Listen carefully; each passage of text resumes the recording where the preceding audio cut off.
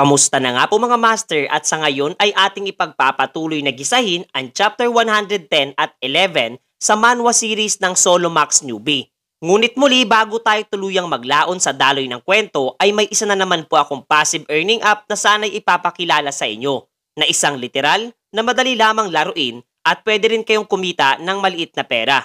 Ito po ang laro na tinatawag na Card Story. Simple lamang po ang mechanics ng laro kung saan ay kinakailangan lamang niyong punan ang mga blankong tiles sa bawat larawan at otomatikong bibigyan na kayo ng gems na siyang magagamit sa conversion ng pwede mong ma-withdraw sa pamamagitan mismo ng GCash. Gayun din ay hindi lamang sa paglalaro ng pagbubuo ng larawan pwedeng kumita dito. Bagkus mas malaki din ang gems na maaari mong makuha pagpunta sa icon na nasa ibang bahagi ng invite. Kinakailangan mo lamang i-download ang ilan sa mga ito at laruin ang kanilang mga ino-offer na laro at sa loob lamang ng takdang minuto ay kikita ka na kaagad ng gems mga master. Ito nga pala ang katumbas o conversion ng gems into GCash. Kung nais po ninyong subukan ang nasabing laro, ay i-click lamang ang comment section sa ibabang bahagi ng video at i-download ang Card Story sa Play Store. So dahil tapos na nga po ang ating maiksing patalastas, ay atin ang simulan ang kwento. Ipinakilala nga sa atin etong panibagong karakter na nangangalang Wu Liang na isa pala sa mga miyembro ng Black Wind Society na ipinadala ni Yang Haoming. Pagsasaad pa nga ng system na kung nais nitong si Jinyuk na makopya ang isa sa kanyang mga skill ay kinakailangan daw muna niyang makuha ang tiwala mayroon ang nasabing individual na bahagya niyang pinag-iisipan. Eto ngang si Melina ay marang lumapit kay Wu Liang at nagtanong hinggil sa kakaibang klase ng kanyang kasuotan na tila ba nagsushooting nga daw ito para sa isang pelikula. Ngunit laking gulat nga nitong babae sapagkat bigla na lamang siyang napalibutan at tinutukan ng sandamakmak na iba't ibang mga punyal mula sa bawat sulok. Muli namang nagsalita etong si Jinyuk at isinaad kay Melina na mas makabubuting kumalma muna siya sapagkat mayroon nga raw sa kasalukuyang mahigit 30 katao na nagtatago sa mga anino na kasama nila. Pakunwari namang napangiti etong nasabing babae at nawikang literal nga raw na mayroon ng sapat na bilang ng kasamahan etong ating pangunahing tauhan upang maklear ang ikawalong palapag kung kaya't aalis na lamang siya at magkita na nga lamang daw silang muli sa susunod pang mga panahon. Ngunit kung buong akala nitong dalagay makakaalis na siya sa nasabing sitwasyon ay nagkakamali siya sapagkat kaagad ngang ginamit nitong binata ang kanyang brand of tribulation kung kaya't wala nang nagawa pa etong si Melina kundi ang samahan sa isasagawang misyon etong si Kang Jinyuk mga master. Pagkatapos ay inilipat ang eksena halos 20 kilometro ang layo mula sa bukana o tarangkahan ng ikawalong palapag at ipinakita sa atin ang isang grupo ng mga manlalaro buwat sa magpasangga ngayon nga raw ay hindi pa rin bumabalik ang kanilang mga kasamahang nag-oobserba sa kanilang lokasyon. Pinamumunuan nga sila ng player na nagngangalang Jack Friedman ng Rakid Guild. Nakasalukuyan nga ay nangangamba at naguguluhan sapagkat batay nga raw sa kanilang impormasyong nakalap ay wala dapat anumang malaking panganib ang nasa loob ng nasabing palapag. Kaya't ano nga daw bang kakaibang nangyayari at puwersang bumabalot sa lugar na iyon. Hanggang sa maya-maya ay nakarinig siya ng mga yabag mula sa kanyang harapan. Kung kaya't agaran niyang inactivate ang skill na physical reinforcement habang mula nga doon ay makikita ang pag-ulan ng mga sibat na madali lamang din niyang nadepensahan. Subalit ayon pa nga sa kanya ay literal na napakalakas ang kapangyarihan na naghagis ng mga sandata. Gayun din, muli ay binigyang diin nito na wala nga daw dapat ganong klaseng halimaw ang matatagpuan sa loob ng ikawalong palapag. Malakas nga niyang inatasan ang lahat na maganda para sa pakikipaglaban, kasabay ng paglabas ng napakaraming bilang ng mga goblin mula sa kagubatan, na tila ba may mga kakaibang markang tinataglay.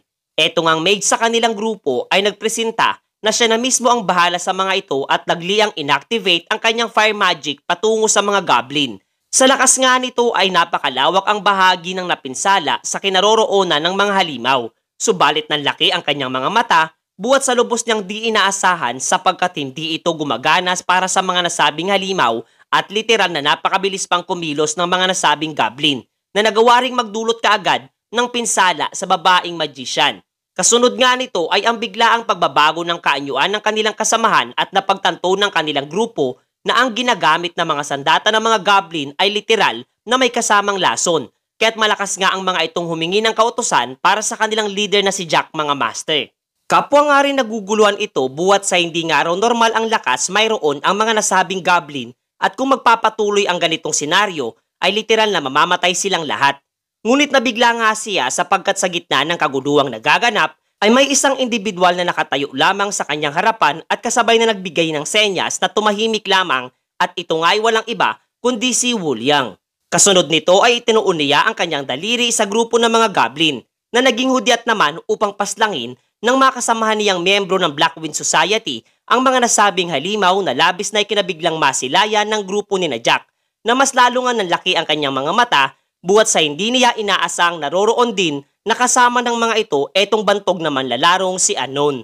Agad niyang nakilala nitong si Jinyuk ang simbolo mayroon ang mga naturang napaslang na goblin habang kapang muli ay umulan ng napakaraming mga sibat patungo sa kanyang direksyon na madali lamang niyang naiwasan gamit ang kanyang nakopyang skill na Moon Hiding Nails na kanyang nakopya sa napaslang na vampirang si Michael. Napatingin nga siya sa direksyong pinagmumulan ng mga nasabing sandata at naunawaan ng mga naghagis pala nito ay ang mga ogre. Agad nga niyang ginamit ang kanyang skill na Demon King Step at mabilis na tinahak ang kanilang direksyon habang iniiwasan ang mga pag-ataking laban para sa kaniya. At nang matagumpay ngang magawang makalapit nitong binata sa mismong lokasyon ng mga ogre ay kaagad niyang ginamit ang kanyang skill na Dark Heavenly Demon Emperor's Art at binigyan ng tag-iisang sapak ang mga ito na kaagad nagdala sa kanila patungo sa kabilang buhay mga master. Manghang-mangha nga etong player na nagngangalang Jack sapagkat hindi niya magawang makasabay at makita ang pagkilos na isinasagawa nitong player na si Anon. Habang isinaad naman itong system na etong si Wuliang ay bagyang tumaas ang pagkilala kay Jinyuk mula sa lakas na kanyang ipinamalas. Eto nga si Melina ay hindi rin makapaniwala sapagkat hindi niya inaasahan na may ganoong klase ng mga halimaw na kasalukuyang matatagpuan sa ikawalong palapag ng tore.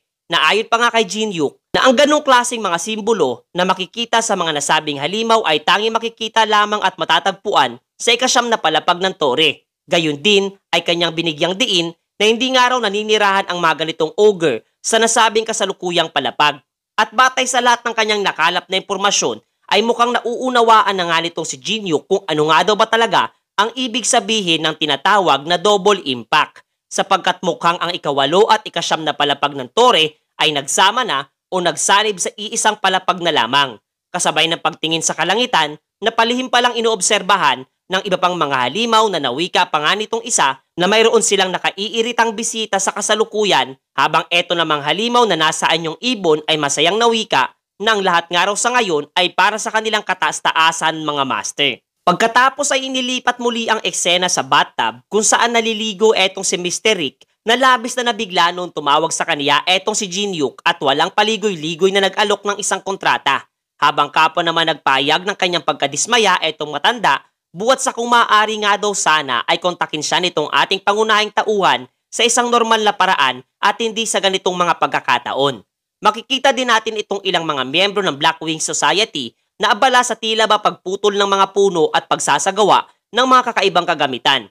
Habang ang ilan pang natitirang goblin ang siya namang pinapabagsak nitong si Wuliang na napabuntong hininga ng alamang sa mga nangyayari. Sapagkat kasalukuyan nga ay abala nga itong si Jinyuk sa pagsasagawa at paglika ng isang kakaibang potion na inoobserbahan naman nitong si Melina.